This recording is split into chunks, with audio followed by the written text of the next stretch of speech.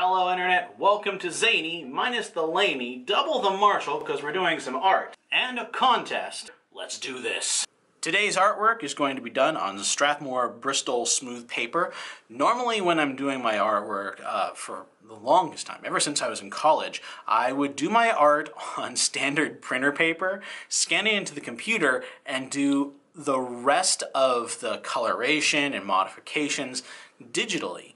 But lately I've been getting more and more into doing the traditional forms of artwork, using pencil, using ink, and some other things for color. I've also been getting into doing artwork, these dual brush Tombows, just because I can do so much amazing things with those. Unfortunately, you're not going to see that in this episode. You're going to see something else. I think you're going to like it too. What are we going to use right now? Pencil, ruler, and some micron pens. We have the 005 microns. That is super fine. We have 08, which is kind of a little larger than the Staedtler Tri Plus fine liners that I typically use in my planning.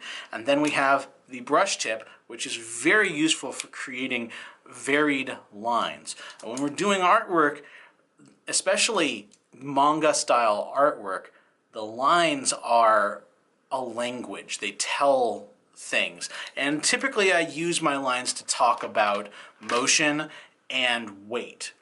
So while I am doing the doodle, I'm going to give you a little bit of a voiceover about my history in art. I'm sorry, my good microphone that I've used for the last few voiceovers has died, and it's giving me really weird errors, so you'll have to make do with what I've got. I started wanting to go into robotics. I played way too much Mega Man, and my dad was a systems analyst for IBM, so the two kind of meshed, and I wanted to build my own Mega Man. But when I got into high school, I started doing comic strips for my friends. They were terrible. They were completely derivative, terrible writing, bad art, but I was prolific. I did 4 or 5 of them a day just so that my friends could smile. And that's how I learned that I wanted to go into art. I wanted to be a storyteller using a visual medium. And so I went to college. I went to college for graphic design so I could learn that side of comic books. And I would go to all sorts of conventions at their artist alley doing caricature artwork in the style of whatever artist you wanted, with any characters you wanted, and I would typically make back the cost of going to the convention in while you wait artwork. I've not really looked back. In the meantime, this little character that you see here is completely new. I've never drawn her before. She comes from a random roller. I sat there with a 20-sided die, rolling it over and over and over again, and comparing it against the system, and it told me that this was the character that I was going to get, and I hope you guys like her as we get a little bit closer into the color side of things. And here we have the pencil art based off of what the random roller said. This is Girl that was based off of sound, so all of her powers are sound-based. We got the little musical notes that she's singing, and there's a few other little artifacts and things. I won't bore you with the little details of all the different things that the roller said, but I am kind of pleased with this, so it's time to go into the pens. This is where you're going to start to see what I was talking about, where the line and the thickness of the line is a language.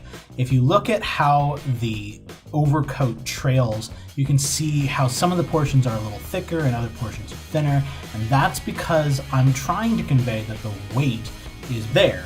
You have gravity pulling on that chunk where the other portions are being pulled along by other forces, and they're a little bit more ethereal. I'm also using it very heavily around the notes to give it a feeling of heaviness, that this is a really heavy note. It's also just kind of cute. But that's kind of the language that I use, and many times when I'm not doing something that's supposed to be cute, I will double up on my outlines and give it an aspect of energy, of ferocity by making it kind of scribbly. And This is more of a cutesy style, so I decided not to do that. Here we have the finished line art of our little character. I don't have a name for her yet. If you guys want to name her in the comments, because I have never drawn this character before, brand new just for this. Now we've got to color her. And, you know, it'd be so easy to just break out my old Tombows, the ones that I just picked up and I'm totally in love with. But considering we do so much with makeup on this channel, I have a better idea. These are some of the palettes that my sister no longer uses, so I'm just going to go ahead and I'm going to use those for color. That's right, I'm actually going to be painting using makeup. Here are some of the brushes that I'm figuring I'm probably going to use. We have a very, very fine tip brush right there. We have more of a broad oval e-brush, and then we have the pointed tip. If I need more, I do have a few others, but those are the ones that I know I'm going to be using. I have never actually done this before, so this is going to be kind of an experiment at the same time. I am not the first one to come up with this idea. This is actually originating from an old movie. There was a movie, maybe you've heard of it, Snow White and the Seven Dwarves. In Snow White and the Seven Dwarves, the animators, first off you had the drawers, the ones that would go in, they'd draw the characters out, and then you had another set of animators that would go in and transfer what was drawn onto the cells. And they would also be responsible for doing stuff like, painting color. And when they wanted to get Snow White just right, like they needed to give her really rosy cheeks. So what they did was they used actual blush. So when you watch that movie, look at her cheeks, you're seeing the animator's actual blush. And the reason why they thought about that was because most of the ones that were doing the painting of the cells were women. As I continue coloring, I'm going to give you the rules and bylaws of the giveaway contest that I mentioned before. No, I haven't forgotten. I've just been saving the best for near the last.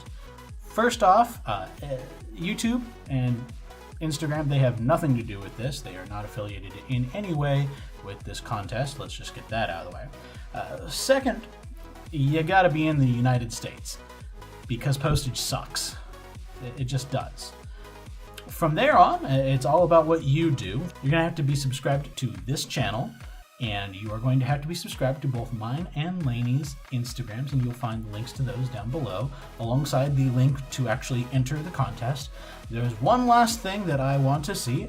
Earlier on in the episode, I asked you to comment on something down below, and that is actually going to be a requirement for winning the contest. That's right, I want to see a comment, and that's going to prove that you were paying attention during the earlier portions. I know, it's a little petty, but hey, we like our watch time around here, okay?